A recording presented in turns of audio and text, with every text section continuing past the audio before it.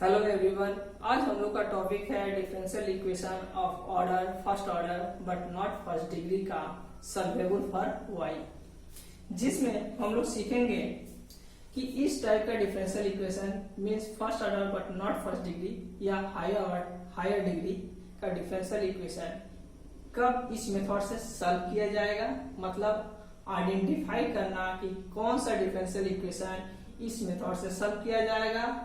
Second, अगर solve किया जाएगा तो उसका प्रोसेस क्या है। थर्ड, इस पर सवाल करेंगे। अच्छा, जैसे हम लोग प्रीवियस वीडियो में सॉल्वेबल फॉर एक्स पढ़ चुके थे, तो इसका प्रोसेस जो है सेम टू सेम है सॉल्वेबल फॉर एक्स। तो इसका अगर प्रोसेस जानना है, कैसे सॉल्व करना है, तो आप वो वीडियो देख लीजिएगा जो इस वीडियो के एंड में पॉपअप आएगा। अब मैं ये सॉल्वेबल फॉर y का मैं प्रोसेस आइडेंटिफाई प्रोसेस जल्दी से बता दे रहा हूं। देखिए, हम लोग जानते हैं कि कोई भी डिफरेंशियल इक्वेशन को हम लोग इस टाइप के डिफरेंशियल इक्वेशन को हम लोग कैसे रिप्रेजेंट करते हैं, एक्स वाई और dy बाई डी एक्स, जिसको हम लोग p भी लिखते हैं, इक्वल टू 0, जहां पर p क्या है, dy बाई डी एक्स है। तो ये इस टाइप का जितना सारा डिफरेंशियल इक्वेशन है उसका रिप्रेजेंटेशन है। तो अगर इस टाइप के डिफरेंशियल इक्वेशन से मैं y को अगर सेपरेट करके x और p में एक्सप्रेशन ला दूं, x और p में y, इस डिफरेंशियल इक्वेशन से y को अगर मैं सेपरेट कर पा रहा हूं तो मैं बोलूंगा ये डिफरेंशियल इक्वेशन इस मेथड से सॉल्व किया जा सकता है। अब अगर ये सॉल्व किया जा सकता है तो इसका प्रोसेस क्या है, कैसे सॉल्व करेंगे। तो सिंपल सा इस डिफरेंशियल इक्वेशन को मैं डिफरेंशिएट करूंगा किसके रेस्पेक्ट में, x के रेस्पेक्ट में, dy बाई डी एक्स। तो ये डिफरेंशियल इक्वेशन कैसा बनेगा, इसको डिफरेंशिएट करने से ऑब्वियसली ये फंक्शन ऑफ x और dp बाई dx का फंक्शन बनेगा, जहां पर dy बाई डी एक्स क्या है, p है, f x dp by dx। यानी इस डिफरेंशियल इक्वेशन को अगर मैं x के रेस्पेक्ट में डिफरेंशिएट कर रहा हूं तो मुझे एक डिफरेंशियल इक्वेशन मिल रहा है, किसमें, p और x में। तो इस डिफरेंशियल इक्वेशन को अगर मैं सॉल्व करूंगा तो मुझे एक एक्सप्रेशन मिलेगा, एक इक्वेशन मिलेगा, किसमें, p और x में। तो एक्सप्रेशन के लिए फंक्शन ऑफ p और फंक्शन ऑफ x लिख दिया, मतलब ये क्या हो गया, एक इक्वेशन आ गया। इसको मैं सॉल्व किया क्योंकि ये डिफरेंशियल इक्वेशन p और x में है, तो सॉल्व करने से एक एक्सप्रेशन मुझे मिलेगा p एंड x में। ये एक एक्सप्रेशन मिल गया, इसको मैं इक्वेशन 2 दिया, और ये एक एक्सप्रेशन मिल गया, इसको इक्वेशन 1 दिया। अब मैं 1 और 2 को यूज करके अगर इस एक्सप्रेशन, इन दोनों में से p को एलिमिनेट कर दे रहा हूं तो जो मुझे इक्वेशन मिल रहा है वही इस डिफरेंशियल इक्वेशन का सॉल्यूशन होगा, जिसको हम लोग क्या बोलेंगे, जनरल सॉल्यूशन। तो जनरल सॉल्यूशन मुझे कैसे मिलेगा, bye eliminating p from equation 1 and 2। 1 2 से मैं अगर p को एलिमिनेट कर दूं तो मुझे इस डिफरेंशियल इक्वेशन का जनरल सॉल्यूशन मिल जाएगा। तो ये रहा इसका प्रोसेस, आइडेंटिफाई कैसे करेंगे। अब हम लोग इस पर प्रॉब्लम करेंगे। फर्स्ट प्रॉब्लम, तो देखिए ये सॉल्वेबल फॉर y का मेथड है। अब यहाँ पर मैं देखिए y equal to minus P X plus X to the power 4 P square. मैं क्या किया, इस डिफरेंशियल इक्वेशन से y को मैं सेपरेट कर पाया, इसका मतलब मैं इस डिफरेंशियल इक्वेशन को इस मेथड से सॉल्व कर पाऊंगा क्योंकि y मेरा इस डिफरेंशियल इक्वेशन से सेपरेट हो गया है। तो प्रोसेस क्या बोलता है, प्रोसेस बोलता है कि इस डिफरेंशियल इक्वेशन को मुझे डिफरेंशिएट करना है, किसके रेस्पेक्ट में, x के रेस्पेक्ट में, इसको सॉल्व करने के लिए। तो मैं इसको x के रेस्पेक्ट में डिफरेंशिएट कर रहा हूं। तो dy by D X equal to, इसको u v रूल में तोड़ूंगा, मतलब प्रोडक्ट रूल में, इसको u इसको v मान के चलूंगा, तो माइनस रख दिया, p को मैं रखा, x का डेरिवेटिव हो गया 1 प्लस x को रखा, p का डेरिवेटिव x के रेस्पेक्ट में क्या हो जाएगा, dp by D X plus, फिर इसको भी यूवी रूल में तोड़ूंगा। मैं एक्स टू द पावर 4 को रखा, इसका डिफरेंशिएट किया था 2p dp by D X plus, अब मैं p स्क्वायर को रख दिया, इसका डिफरेंशिएट किया था 4x क्यूब मेरा हो गया। क्लियर है? अब हम लोग जानते हैं dy by D X equal to क्या होता है, p equal to minus p plus x, ये भी हो जाएगा sorry minus dp by D X plus 2p x to the power 4 dp by D X plus 4x cube p square. अब यहाँ पर देखिए मैं इसको इधर लेकर आऊंगा तो क्या आएगा, मैं सारा को इधर लेकर आ रहा हूं तो ये इधर आएगा तो ये हो जाएगा 2p और ये इधर आएगा तो ये हो जाएगा। अच्छा यहाँ से मैं dp बाई dx में कॉमन ले रहा हूँ इसमें से और इसमें से, इसके साथ साथ मैं क्या, अच्छा यहीं पर मैं लिख दिया, इसके साथ साथ मैं क्या कॉमन ले रहा हूँ, x dp by dx, x dp by dx अगर मैं कॉमन लिया तो यहाँ पर बचा 1, माइनस भी कॉमन लिया हूँ और ये माइनस हो जाएगा, यहाँ से x निकलेगा dp बाई dx तो 2p x क्यूब ये कॉमन आ गया plus 4x cube p square. Clear है? अब मैं इस सब को इधर लेकर आ रहा हूं, यहाँ पर देखिएगा 2p minus 4x cube p square plus x dp by dx 1 minus 2p x cube equal to 0। Clear है? अब यहाँ से मैं 2p कॉमन ले रहा हूँ, 2p कॉमन लिया तो यहाँ पर बचा 1 minus 2x cube p plus यहाँ से इसको मैं 1 minus 2p x cube x dp by dx equal to 0। अब यहाँ पर देखिए ये टोटल पोर्शन कॉमन है तो 1 minus 2x cube p common लिया तो यहाँ पर बचा 2p plus x dp by dx equal to 0। अब यहाँ पर देखिए इतना इक्वल टू 0 और इतना इक्वल टू 0, तो मैं इस पार्ट को नेग्लेक्ट कर दूंगा। क्यों? ये भी मुझे एक डिफरेंशियल इक्वेशन का सॉल्यूशन देगा और वो सॉल्यूशन क्या होगा, सिंगुलर सॉल्यूशन। तो यहाँ पर मुझे क्या निकालना है, जनरल सॉल्यूशन, इसलिए मैं इस पार्ट को नेग्लेक्ट करके जाऊंगा और इसको लेकर चलूंगा। क्यों? क्योंकि ये देखिए डिफरेंशियल इक्वेशन p और x में आया है, मैं थ्योरी में करवाया था, वहां पर मैं बोला था कि इस डिफरेंशियल इक्वेशन को मैं डिफरेंशिएट करूंगा तो एक डिफरेंशियल इक्वेशन मुझे मिलेगा p और x में, उसको सॉल्व करने से मुझे p और x में एक्सप्रेशन आएगा और उन दोनों इसको और इसको यूज करके मुझे p को एलिमिनेट करने से सोल्यूशन मिलेगा, जनरल सोल्यूशन। तो मेरा यहाँ पर जनरल सोल्यूशन निकालना है, इसलिए जो पार्ट सिंगुलर सोल्यूशन देगा उसको मैं नेग्लेक्ट करके जा रहा हूँ। जनरल सोल्यूशन कौन सा पार्ट देगा, जो डिफरेंशियल इक्वेशन p और x में हो वही वाला। नाउ अब मैं इसको लेकर चल रहा हूँ 2p equal to minus x dp by dx, इतना इक्वल टू 0 करने के बाद मैं इस पार्ट को उधर लेके चला गया। अब मैं इसको सॉल्व करने के लिए मैं कौन सा मेथड यूज करूंगा, सेपरेशन ऑफ वेरिएबल। तो सेपरेशन ऑफ वेरिएबल क्या बोलता है, p के साथ dp रहेगा और x के साथ dx रहेगा। तो देखिए इसको मैं नीचे लेकर आया, यहाँ पर 2 रखा, dx by x equal to dp by p, यहाँ पर एक माइनस इधर भी बैठा लीजिए, एक ही बात है। चलिए मैं इधर बैठा रहा हूँ, इसको इंटीग्रेट कर देते हैं। इंटीग्रेट करने से मुझे क्या मिलेगा, यहाँ पे इंटीग्रेट कर रहे हैं तो 2 log x और इसका इंटीग्रेशन हो जाएगा माइनस log p और यहाँ पर मैं एक इंटीग्रेशन कांस्टेंट ले रहा हूँ log c, क्योंकि log log log में है इसलिए इंटीग्रेशन कांस्टेंट मैं log में लिया कि सोल्यूशन मेरा सिंप्लीफाइड रूप ले सके।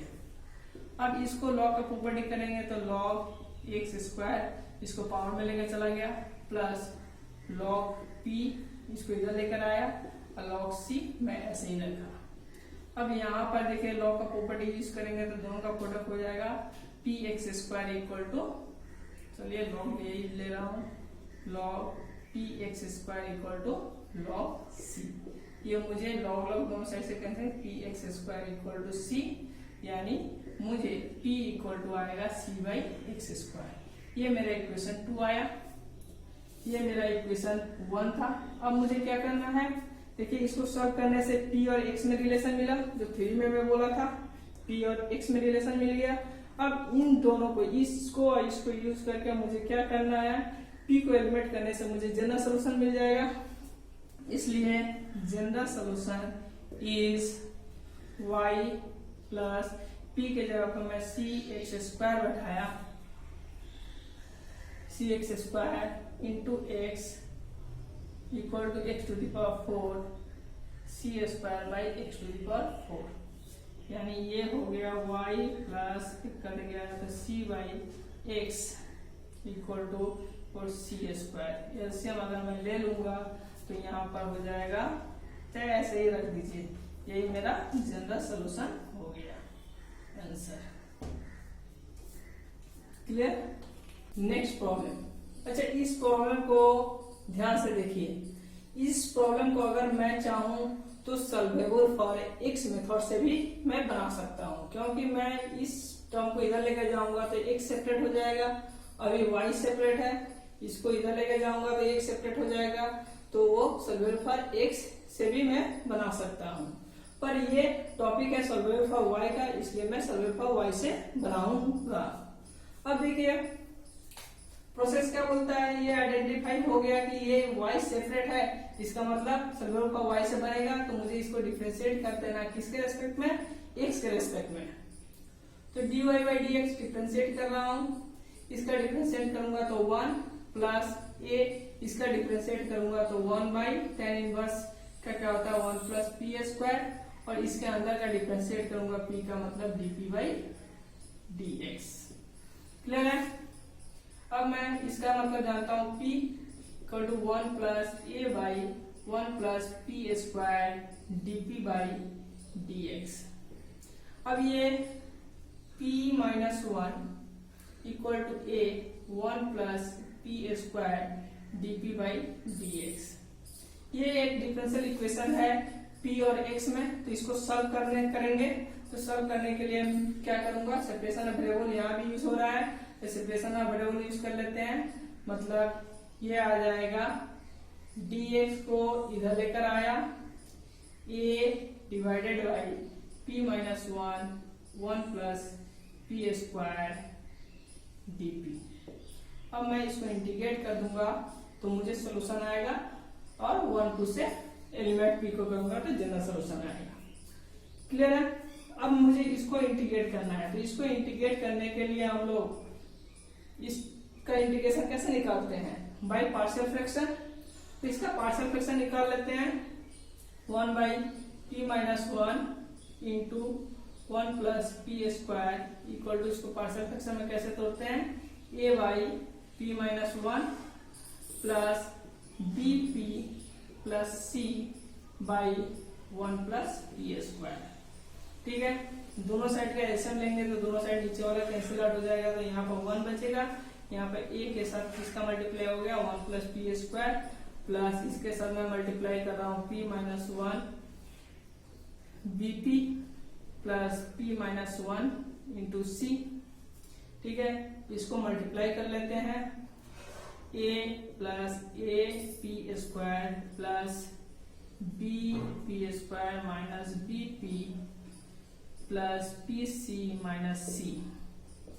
इसको सेपरेट कर लेते हैं, पी स्क्वायर मतलब a प्लस बी से पी स्क्वायर कॉमन ले लिए, प्लस अब p देखते हैं कहाँ पर है, यहाँ पर p है, यहाँ पर p है, यानी c minus B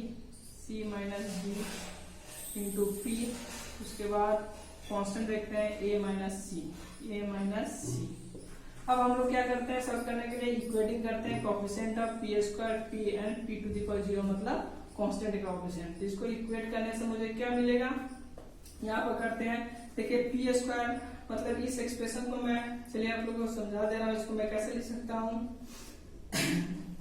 0 into P square plus 0 into P plus 1 equal to A plus B P square plus C minus B P plus A minus C. अब देखिए इक्वेट करने से मुझे क्या मिलेगा, पी स्क्वायर का coefficient A plus B equal to 0 मिला, C minus B equal to भी 0 मिलेगा, C minus B equal to 0, तो यहाँ से बी इक्वल टू सी आ गया, और A minus C equal to 1, A minus C equal to 1। तो ठीक है, बी इक्वल टू सी है, तो यहाँ पर मैं क्या लिख सकता हूँ, ए बी के जगह पर सी के जगह पर मैं बी बैठा गया, ए माइनस बी इक्वल टू 1, यहाँ से बी इक्वल टू माइनस ए निकाल लिया, तो ए माइनस माइनस ए मतलब प्लस ए इक्वल टू 1, यानी 2a equal to 1, a equal to 1/2, a equal to 1/2, तो b इक्वल टू क्या हो जाएगा, -1/2, c इक्वल टू क्या हो जाएगा, -1/2, क्योंकि b इक्वल टू c है। तो इस पोर्शन को मैं कैसे लिखूंगा, देखिए इतना क्या इक्वल इतना है, तो इसको मैं कैसे लिख रहा हूँ, इंटीग्रेशन dx इक्वल टू ए को इंटीग्रेशन से बाहर निकाल दीजिए, इतना की जगह पर मैं ए कितना है, ए का वैल्यू आया है 1/2 divided by p minus 1 plus b का वैल्यू आया है -1/2 p माइनस 1/2, सी का value -1/2 C by 1 plus p square, इसका मैं इसके जगह पे ये लिख लिया डी। क्या करते हैं, dx इक्वल टू ए, इसको अलग अलग कर लेते हैं, इंटीग्रेशन 1/2 मैं सब में से कॉमन ले लिया, तो यहाँ पर dp को मैं मल्टीप्लाई करूंगा dp बाई p माइनस 1, यहाँ पर दोनों माइनस है, तो ये -1/2 तो कॉमन है दोनों में से, तो यहाँ पर आ जाएगा इंटीग्रेशन dp बाई, यहाँ पर p भी है, p 1 प्लस पी स्क्वायर, फिर -1/2 तो कॉमन है, तो यहाँ भी आ जाएगा integration dp by 1 plus p square. Clear है? अब मैं इसको इंटीग्रेट कर दे रहा हूँ, इसका इंटीग्रेशन x a/2, इसका इंटीग्रेशन क्या होता है, log of mod p minus 1 minus इसका इंटीग्रेशन, इसका डेरिवेटिव करने से क्या आएगा 2p, और यहाँ पर मैं इसको ऐसे भी लिख सकता हूँ 1/2, यानी यहाँ पर 1/2, यहाँ पर 2p लिख दिया, 2 करके p आएगा, इसका डिफरेंशिएट 2p, तो इसको मैं log 1 प्लस पी स्क्वायर लिख सकता हूँ, माइनस ये तो फॉर्मूला है tan इनवर्स p का। अब ये मेरा सोल्यूशन आ गया। अब यहाँ पर देखिए कि मुझे इस इक्वेशन और इस इक्वेशन को यूज करके p को एलिमिनेट करना है, तो मेरा जनरल सोल्यूशन मिलेगा, पर यहाँ पर p का वैल्यू निकालना पॉसिबल है, निकाला जा सकता है, पर इसको p को एलिमिनेट करने में थोड़ा सा कठिनाई आएगी, तो इस टाइप के प्रॉब्लम के लिए आंसर कैसे लिखेंगे, देयरफॉर जनरल सोल्यूशन इज, जो सोल्यूशन आया है उसको लिख दीजिए log mod p minus 1 minus 1/2 log 1 plus p square minus tan inverse p with relation, जो सवाल दिया गया है y equal to x equal to a tan inverse p, यही मेरा आंसर आ जाएगा। जहां पर p को एलिमिनेट करना मुश्किल हो वहां पर आंसर जनरल सॉल्यूशन इस टाइप से लिखेंगे, जो सॉल्यूशन आया डिफरेंशियल इक्वेशन को सॉल्व करने के बाद जो सॉल्यूशन आया उसके साथ जो सवाल दिया गया है उस रिलेशन को यूज करने से आंसर लिखा जाएगा। सिंपल सा क्या बोलना चाह रहा है, यहाँ पर इन दोनों को यूज करके अगर मैं p को एलिमिनेट करूंगा तो मेरा आंसर मिलेगा, इस आंसर का मतलब है। क्लियर? Thank you.